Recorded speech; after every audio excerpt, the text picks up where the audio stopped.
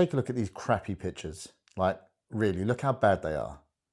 They're mushy, the highlights are blown out, you can barely see what's going on. Like, they are objectively terrible. And I love it. You've seen the thumbnail, you of course know what I'm talking about. These are photos taken from the Kodak CHARMERA, or CHARMERA, I'm not sure exactly. CHARMERA sounds good because it is a very charming little camera. If you don't know what this camera is, it was basically the most trendy little camera in 2025. It went viral, it was selling out, it was hitting the aftermarket at like 4 times its price. It was absolutely insane. I wasn't really that interested in it back then, but I picked it up on a bit of a whim. £35, that's all it costs. They come in these blind boxes, which are quite fun. So if you're a collector like me, you get that kind of, that buzz of not knowing what you're going to get. You can see here, these are the options you can get. And there is a special edition clear version, which is 1 in every 48. I didn't get that. I got this black version, which actually is quite nice. I wanted the traditional yellow one, but I don't really care. You get the same image regardless. This isn't going to be a review of this camera, guys. That's not what we're here for, but I will just go over a few things.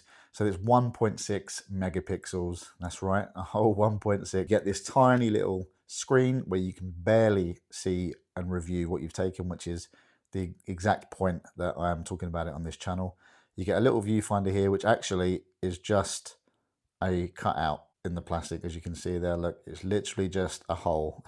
Don't use it. This is fine. The reason I picked this up is because I've been writing a lot more recently, and I've been wanting to, I don't know if I want to say I want to go analog. It's not about kind of demonizing like the digital world. It's not really about that, but it is about being specific and deliberate and going out and doing things kind of with intent and having to really think about it.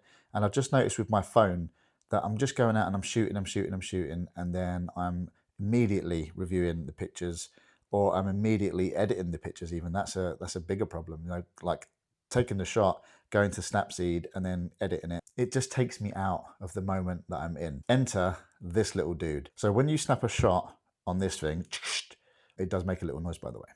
When you snap a shot on this thing, you will get a little 1-second preview if you want, but you can barely make out what's going on. Like, you will have no idea if you've got any legible shots. The only thing you'll be able to decide is if you manage to get the frame that you wanted to get. And even then, some of the edges might not actually be in it. I've learned that lesson. I won't go on too much longer about this. I'll show you some of the shots I've taken, but the reason I wanted to talk about it really, as I said before, is about intentionality. It's about minimizing those distractions. And I've had so much fun shooting with this little guy. I'm going to take it everywhere. Like, the pictures are objectively terrible, but it's so much fun. You have to be deliberate.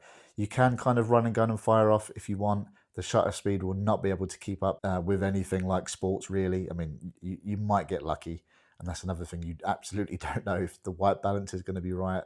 You don't know if you're going to be in focus, and it's amazing. I absolutely love how charming this little thing is. The reason I am using it, like I say, is about channeling my focus and being more deliberate and more considerate about what I want to do. So the other thing that I thought would be really good is this is the absolute perfect little camera to take out to maybe create a photo journal. So I don't have a photo journal here. This is my creativity journal, but I think I am actually going to take this thing out and just start documenting some of my life and creating a photo journal. I think this is the perfect companion for that kind of thing, and I'll definitely be taking it everywhere I go. It also comes with this nifty little keyring chain that you can put on it. It's by definition, it's a keyring camera. That's one of the kind of cells. I don't know that I'll be using the keyring chain, but maybe. Have a look at some of these shots anyway. I went out and I've taken hundreds more photos on this little thing than I have on my phone in a long time, really. So you can see here, just take a look at some of these shots. It doesn't handle highlights very well. It will blow them out into the stratosphere. Like, don't think you're going to get any decent controlled highlights, but it just, you know what, here's what people are saying about this camera, and I absolutely agree. You're not going for quality, you're going for the vibes. And absolutely, but more than that, like I said, there is a certain deliberate approach that you need to take with this camera. It just goes hand in hand with how I'm trying to kind of, I guess, live my life right now. So this little guy is definitely going to come with me. I've been going out and doing some street photography with it. I'm going to make another, probably a more dedicated video to actually taking this thing out and doing some street photography. But for now, I'm just going to keep playing around with it. And like I say, it's really, really given me the motivation to start a photo journal. And this is the perfect guy. Minimal distractions. It looks like crap. It's so much fun to shoot with. As long as you don't expect too much from this little guy and you know exactly why you're buying it. Intentionality, deliberate photo taking, being in the moment, no distractions. You know, if these are the things, and also just fun, a good fun excuse to take pictures, a good conversation piece, something that is just really like, you just put it in your pocket, you forget about it.